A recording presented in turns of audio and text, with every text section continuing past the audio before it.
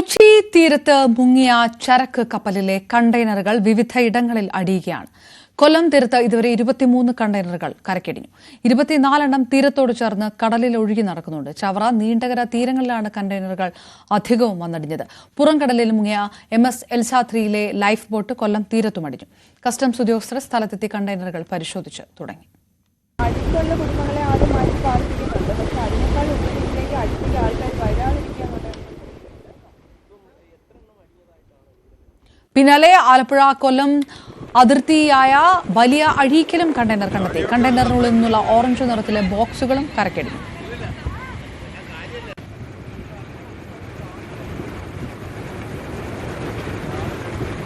നൂറോളം കണ്ടെയ്നറുകൾ കടലിൽ പതിച്ചുവെന്ന് ആലപ്പുഴ ജില്ലാ കളക്ടർ അലക്സ് വർഗീസ് പറഞ്ഞു.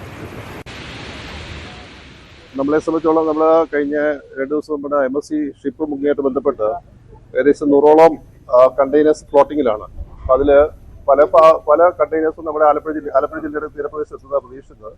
പക്ഷേ ഇത് നമ്മളിവിടുന്ന് നീണ്ടു പോയിട്ട് ചവറ ഉൾപ്പെടെ കരുനാഗപ്പള്ളിയുടെ സ്ഥലത്തോട്ട് പോയിക്കൊണ്ടിരിക്കും. അപ്പോൾ നമ്മളെ സംബന്ധിച്ചോളം ഒരെണ്ണം നമുക്കിവിടെ തറയിൽക്കടയിൽ വന്നിരിക്കുകയാണ്. അപ്പോൾ അതിനകത്ത് നമ്മളിപ്പം ഈ കണ്ടെയ്നർ മൊത്തം പൊട്ടിയ രീതിയിലാണ് പോകുന്നത്. നമ്മുടെ ഒരു പുലിമുട്ടുമായിട്ട് ചേർന്ന് കിടക്കുന്നത്. അപ്പോൾ തിരയുടെ അതിശക്തമായ തിര ഉണ്ടായിട്ട് കണ്ടെയ്നർ പൊട്ടിയ രീതിയിലാണ് കിടക്കുന്നത്. അതിലുള്ള അകത്തുള്ള സാധനങ്ങൾ പുറത്ത് വന്നിട്ടുണ്ട്. അപ്പോൾ അത് നമ്മൾ ചെയ്തത് ആദ്യം ഫസ്റ്റ് നമ്മൾ ചെയ്യേണ്ടത് നമുക്കുള്ള ഇൻസ്ട്രക്ഷൻ തന്നേക്കുന്നത് കസ്റ്റംസുകാരെ ബന്ധപ്പെട്ടുമാണ്. കസ്റ്റംസിനെ ബന്ധപ്പെട്ടിട്ടുണ്ട്. കസ്റ്റംസ് എറണാകുളം തിരിച്ചിട്ടുണ്ട്. അപ്പോൾ അവർ വന്നിട്ടാണ് പരിശോധിച്ച ശേഷം വേണം ബാക്കി നടപടി എടുക്കാറുണ്ട്.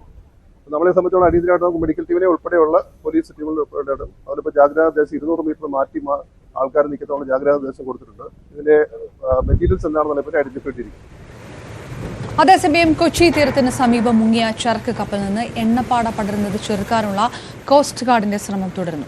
പൊല്യൂഷൻ റെസ്പോൺസ് കോൺഫിഗറേഷൻ സംവിധാനമുള്ള കോസ്റ്റ് ഗാർഡ് കപ്പൽ ICGS സക്ഷമാണ് എണ്ണപ്പാട പടരുന്ന സാഹചര്യം നിയന്ത്രിക്കാനായി ഉപയോഗിക്കുന്നത്. 640 കണ്ടെയ്നറുകളിൽ 13 എണ്ണത്തിൽ ഹാനികരമായ വസ്തുക്കളും 12 എണ്ണത്തിൽ കാൽസ്യം കാർബൈഡുമുണ്ട്. രാവിലെ ഏകദേശം 6:30 മണിക്കാണ് നമ്മുടെ കണ്ടെയ്നർ ഈ തറയിൽക്കടവ് ഭാഗത്തേക്ക് കാണപ്പെട്ടത്.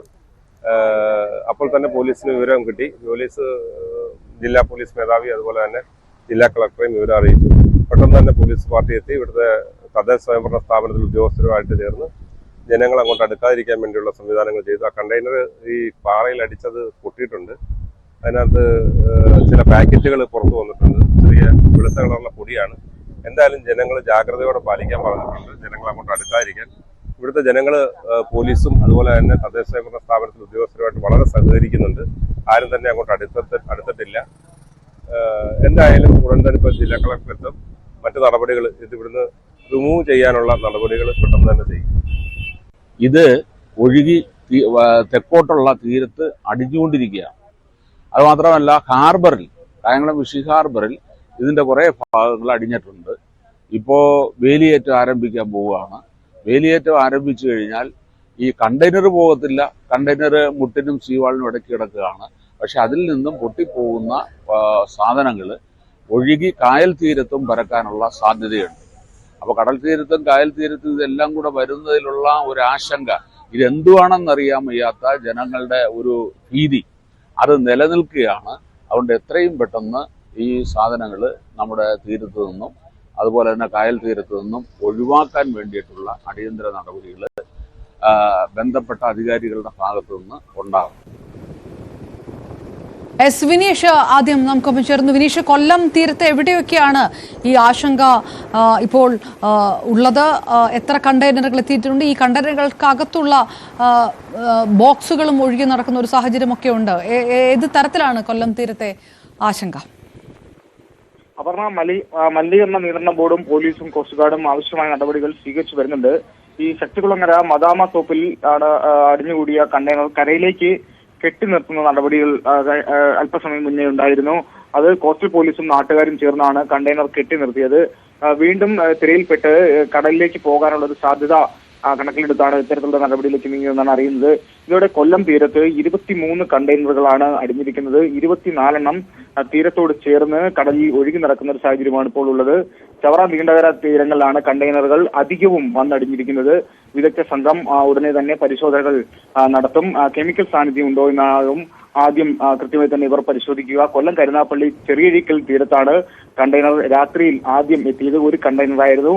അത് തകർന്ന നിലയിലായിരുന്നു. അതിന്റെ ഒരു ഭാഗം തുറന്ന നിലയിലായിരുന്നു. അപ്പോൾ കാലിയായിട്ടാണ് അത് കാണാൻ കഴിഞ്ഞത്. ഇന്ന് പുലർച്ചെ ചവറ ആൽത്തറമൂട് ഭാഗത്തും നീണ്ടകരയിലും ശക്തികുളങ്ങരയിലും കണ്ടെയ്നറുകൾ അടിയുന്ന ഒരു സാഹചര്യം ഉണ്ടായിരുന്നു. ഒരു ഭാഗം തുറന്നിരുന്ന കണ്ടെയ്നറിൽ നിന്ന് രാസവസ്തുക്കൾ ചോർന്നിട്ടുണ്ടോ എന്നും പരിശോധിച്ചു വരുന്നുണ്ട്. കണ്ടെയ്നറുടെ അടുത്തു നിന്നും 200 മീറ്റർ അകലം പാലിക്കണം എന്നുള്ളൊരു നിർദ്ദേശത്തെ തുടർന്ന് സമീപത്തുള്ള 5 വീടുകളെ മാറ്റിപ്പാർപ്പിച്ച സാഹചര്യമുണ്ട്. കപ്പലിൽ നിന്നും വീണ കണ്ടെയ്നറുകൾ കൊല്ലം ആലപ്പുഴ തീരത്തേക്ക് ഒഴുകിയെത്താൻ സാധ്യതയുണ്ട് എന്നുള്ള ഒരു നിർദ്ദേശം നേരത്തെ തന്നെ ഈ കോസ്റ്റൽ പോലീസിന് ലഭിച്ചിരുന്നു. തുടർന്ന് അവർ പരിശോധനയിൽ നടന്നു വരുന്ന ഒരു സാഹചര്യമുണ്ടായിരുന്നു. തുടർന്നാണ് ഇന്ന് പുലർച്ചെയോടുകൂടി ചവറ നീണ്ടകര ഭാഗത്തേക്ക് കണ്ടെയ്നറുകൾ എത്തിയതും പുറംകടലിൽ മുങ്ങിയ MS ഫിൽസ 3 ലൈഫ് ബോട്ടും കൊല്ലം തീരത്ത് അടിഞ്ഞൊരു സാഹചര്യമുണ്ട്. കസ്റ്റംസ് ഉദ്യോഗസ്ഥർ സ്ഥലത്തെത്തി കണ്ടെയ്നറുകൾ പരിശോധിച്ചു തുടങ്ങിയിട്ടുണ്ട്. പൊതുജനങ്ങളോട് ചില അറിയിപ്പുകളും ഇവർ നൽകിയിട്ടുണ്ട്. 200 മീറ്ററെങ്കിലും മാറി നിൽക്കണം, അതുപോലെ തന്നെ ഈ കൂട്ടം കൂടി നിൽക്കരുത്, ദൂരെ മാറി നിൽക്കാൻ ശ്രദ്ധിക്കണം എന്നുള്ള അറിയിപ്പുകൾ നൽകുന്നുണ്ട്. തീരത്തടിഞ്ഞ കണ്ടെയ്നറുകൾ കസ്റ്റംസ് കണ്ടുകെട്ടും. അതിനായി ഇവർ ഓൺലൈനിലൂടെ ഇപ്പോൾ യോഗം ചേരുന്നുണ്ട്. എങ്ങനെ കണ്ടെയ്നറുകൾ നീക്കം ചെയ്യണമെന്നതിനെ കുറിച്ചുള്ളൊരു തീരുമാനം ഈ യോഗത്തിന് ശേഷമായിരിക്കും ഉണ്ടാവുക. അപർണ. എസ് വിനീഷ് വിവരങ്ങൾ നൽകുമ്പോൾ ഡാനി ഇപ്പോൾ കൂടി നമുക്കൊപ്പം ചേരുന്നു കൊച്ചിയിൽ നിന്ന്. ഡാനി, ഈ എണ്ണപ്പാട പടർന്നത് സംബന്ധിച്ച് കോസ്റ്റ് ഗാർഡ് നടത്തുന്ന കാര്യങ്ങൾ എന്താണ്? ഇത് വലിയ തരത്തിൽ മത്സ്യമേഖലയെ കൂടെ ബാധിക്കുന്ന രീതിയിലേക്ക് പോകുമെന്ന തരത്തിലുള്ള റിപ്പോർട്ടുകളൊക്കെ ഉണ്ടായിരുന്നു. അപ്പോൾ ഇതെല്ലാം തടയാൻ കൊച്ചി അത് ഏത് തരത്തിലുള്ള കാര്യങ്ങളൊക്കെ നടക്കുന്നു?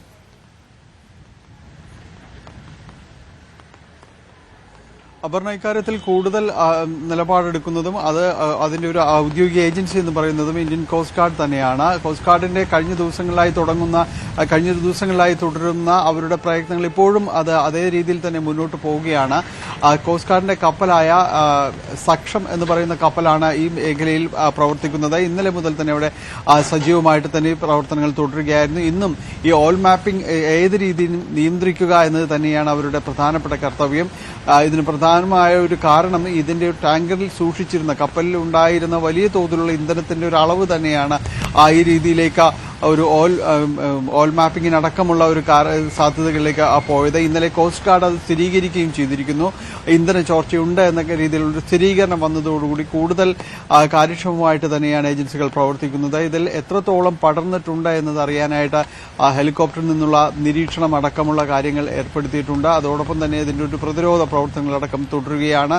അതിനൊപ്പം തന്നെ മത്സ്യബന്ധന മേഖലയിലേക്ക് തന്നെ സാരമായ രീതിയിൽ അതിൽ പ്രതിരോധത്തിലാഴ്ത്തും അവരെ കൂടുതൽ ബുദ്ധിമുട്ടിലാഴ്ത്തും. പ്രത്യേകിച്ച് എണ്ണപ്പാട എല്ലാം തന്നെ നീങ്ങുന്നത് അവരെ ബുദ്ധിമുട്ടിലേക്ക് കൊണ്ടുവരുമെന്ന് തന്നെയാണ് ഈ മേഖലയിലുള്ളവർ പറയുന്നത്. അത് മാത്രവുമല്ല, ഇതൊരു അപകടകരമായ ഒരു സാധ്യതയുള്ളത് ഈ അസംസ്കൃത വസ്തുക്കൾ അടങ്ങിയ കണ്ടെയ്നറുകൾ അത് എത്രത്തോളം ഇപ്പോഴും കപ്പലിലുണ്ട് എന്നത് സംബന്ധിച്ചുള്ള ആശങ്കകളും നിലനിൽക്കുന്നുണ്ട്. കാരണം 640ഓളം കണ്ടെയ്നറുകൾ ഇതിലുണ്ടായിരുന്നു. അതിൽ മുഴുവനായും തന്നെ കുറേയൊക്കെ ഒഴുകുന്നു, മറ്റേത് ബാക്കി വരുന്നത് കപ്പലിനോടുകൂടി തന്നെ താഴേക്ക് പോകുന്നു. അതിൽ എത്രമാത്രം ഉപരിതലത്തിലേക്ക് വന്നിട്ടുണ്ട് എന്നത് സംബന്ധിച്ച് കൃത്യമായൊരു കണക്കില്ല എന്നതൊരു വസ്തുത തന്നെയാണ്. അപ്പോൾ ഈ കാര്യങ്ങളിലുള്ള ഒരു അവലോകനവും കാര്യങ്ങളും എല്ലാം തന്നെ നടത്തുന്നുണ്ട്. അതുകൊണ്ട് തന്നെ ഈ മേഖലയിൽ മത്സ്യബന്ധനത്തിന് ഉള്ള ഒരു നിരോധനം ഏർപ്പെടുത്തിയിട്ടുണ്ട്. കൂടുതൽ കരുതലോടുകൂടി ജാഗ്രതയോടുകൂടി ഈ മേഖലയിലൂടെ കടന്നു പോകണമെന്ന് മറ്റ് കപ്പലുകൾക്കും നിർദ്ദേശം നൽകിയിട്ടുണ്ട്. ഒരു കപ്പൽ ചാല ആയതുകൊണ്ട് തന്നെ കുറെ കൂടി കരുതലോടുകൂടി ഈ മേഖലയിൽ കടന്നു പോകണമെന്ന നിർദ്ദേശമാണ് നേവിയും കോസ്റ്റ് ഗാർഡും മറ്റ് കപ്പലുകൾക്ക് നൽകുന്നത്. എന്തായാലും ഇക്കാര്യത്തിൽ കൃത്യമായ രീതിയിലുള്ള ഒരു ഇടപെടലുകൾ ഉണ്ടാകുന്നുണ്ട്. പക്ഷേ ഇതിൽ എന്താണ് ഇപ്പോൾ സംഭവിച്ചിരിക്കുന്നത്, ഈ എത്രത്തോളം കണ്ടെയ്നറുകൾ പുറത്തേക്ക് വന്നിട്ടുണ്ട് എന്നത് സംബന്ധിച്ചുള്ള ഒരു ആധികാരികമായ വിശകലനം ഇനിയും വരേണ്ടതുണ്ട്. അപർണ, ഡാനിപ്പോൾ വിവരങ്ങൾ നൽകിയത്. ഒപ്പം എസ് വിനീഷ് കൂടി. കണ്ടെയ്നറുകൾ തീരത്ത് അടിയുന്നത് തുടർന്നു. എണ്ണപ്പാട നീക്കാനുള്ള നീക്കത്തിൽ കോസ്റ്റ് ഗാർഡും